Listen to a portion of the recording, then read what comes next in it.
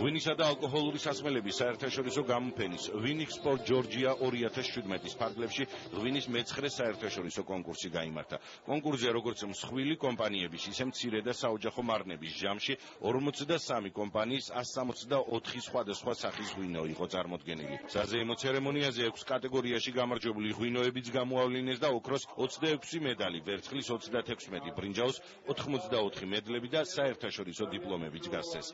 გამარჯვებულები სოფლის მეურნეობის მინისტრმა ლევან დავითაშვილმა დააჯილდოვა. წელს პირველად საუკეთესო ღვინოებს სპეციალური პრიზი, ეგრეთ წოდებული ტროფი და ღვინის ეროვნული სააგენტოს მიერ დაწესებული სახელობითი მედლებიც გადაეცათ.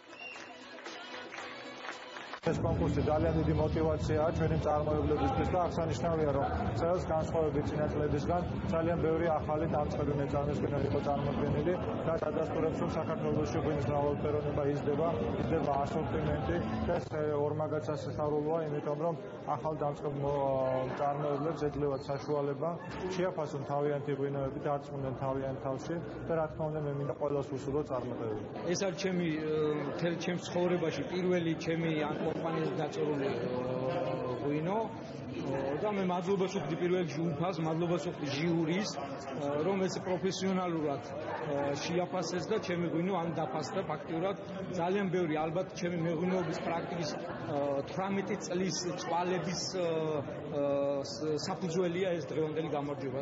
მესამე ვიღებ გამოფენაზე მონაწილეობას, ასევე ამ კონკურსზე ძალიან გახარებული ვარ, იმედგაცრუებული არადისა დავუმებული ვარ. Teraz დიდი მადლობა. არაჩვეულებრივი გამოფენა და არაჩვეულებრივი კონკურსი.